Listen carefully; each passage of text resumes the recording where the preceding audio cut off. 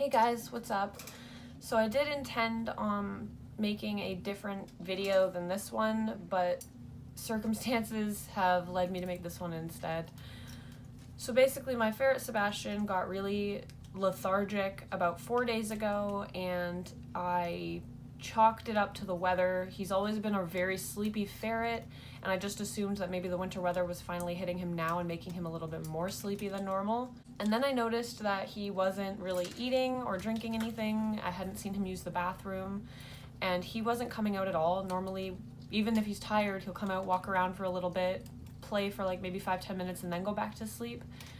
He didn't even do that. He didn't come out at all. And so I started getting very worried on day 2. By day 3, I took him to the vet. They told me he was severely dehydrated. They showed me by scruffing him and releasing and seeing how slowly his skin went back to normal.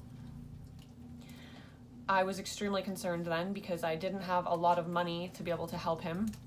I was able to afford to get him some fluids to hydrate him a little bit, and they did a blood glucose check, and his blood glucose was at 5. So they couldn't really tell if it was insulinoma or not, because I guess he's right on the border of whether or not he has it. It's really hard to say at 5 for them. And sorry, I keep looking at the cage he's in. He's sleeping. I can't even see him, but I just keep looking at the cage he's in. Basically, I took to Instagram. A lot of people on there are very knowledgeable about ferrets, who have ferrets of their own and have dealt with similar things in the past. So I began talking to someone, and she ended up putting me in the direction of the Ferret Rescue Society of Ottawa, who has been incredibly helpful throughout this entire night so far. We're on day 4 now. I started last night syringe feeding him chicken with broth baby food and syringe feeding him water. I started blockage protocol, which was recommended to me to give him pumpkin. I tried for 2 hours with no luck at getting him to eat any of it until I started using the syringe to give it to him. And I managed to get 4 full syringes into him, and the syringe that I was using is just this. It's really, really tiny and thin. I've been using that same syringe for water, the baby food, and the pumpkin. I'm rinsing it out every time I'm done using it. This morning, after I gave him some of the baby food, which I've been feeding him every 4 hours since last night around 8 p.m. I was talking to the Ferret Rescue Society of Ottawa, and they recommended I try and give him a treat that he likes to see if we can get him to eat on his own. And so since last night, he started going to the bathroom again. His poops are very liquidy though, so she told me to avoid oils like Ferritone. So I tried giving him Ferret Vite, and he was refusing everything yesterday. He wouldn't touch the Ferritone or the Ferret Vite or anything I put in front of him. He would push it away or squirm to get away from me, and I was just really worried that it was going to be the same today. But he did take the Ferret Vite willingly, which was a huge relief for me because I was really expecting him not to. He took it eagerly, actually. He was very excited to take the Ferret Vite. And then when I put him back in his cage, he went straight to his food, and he ate a couple pieces of kibble. I'm gonna say less than 5 pieces of kibble, but that's a start, since I don't think he's eaten in quite a few days on his own. I then put some of the baby food in a little Tupperware, and I put that in his cage, and he ate a little bit of that on his own too. He still hasn't had water on his own, so I'm still syringe feeding him water. However, things are beginning to look up since he's eating on his own. He's using the bathroom and whatnot, but he's still very lethargic. He still just wants to sleep, curl up in a ball, and just lay down. It's very stressful for me knowing that something's wrong and I don't know what, and having not had the money to do anything to help him. It kills me. Our other 4 ferrets are completely fine. I just had them out. They were playing and running around and duking and war dancing and being ferrets, so they're all perfectly fine.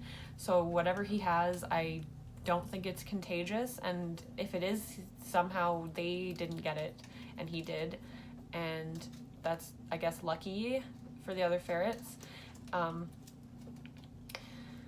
So right now the plan is that I am going to be taking him to the vet again. I started a GoFundMe, and it was suggested by several people to do that, and I was shocked at how many people were willing to help, especially after so many people helped with Thomas. I can't believe the generosity of this community on Instagram of ferret lovers. I guess general animal lovers. I appreciate it so much, and like,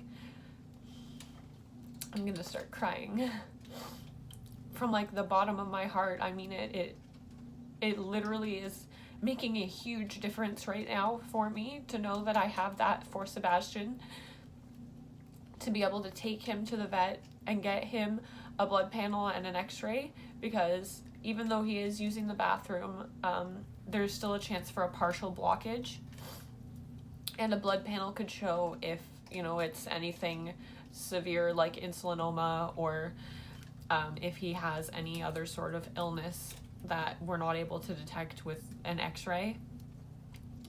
Oh my goodness.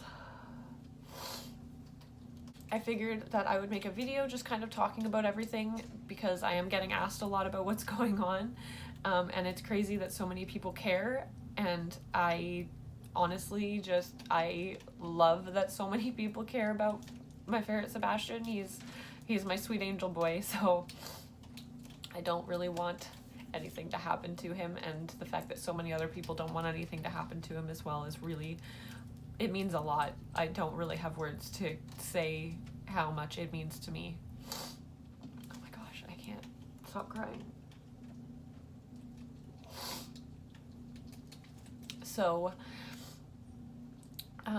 since the vet that I normally see is now only in once a week, she used to go in, I think twice a week. Now she's only there once a week. I got very lucky yesterday that she was in, because she goes in on Tuesdays, and now if I want to take him to the vet again, I either have to wait until next Tuesday, or I need to find a different vet, and that's a little bit hard for me to do because I trust my current vet. She handled Thomas, and she helped me with Sebastian yesterday, and it's hard to stray from what you're comfortable with.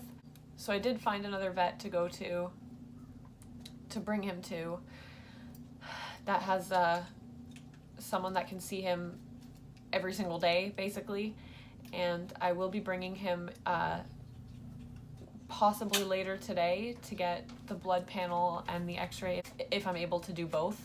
If not, I have to make a decision about which one I think is more important to get done, and that is scary, because if I make the wrong decision, then I have to wait until I can get the proper tests done.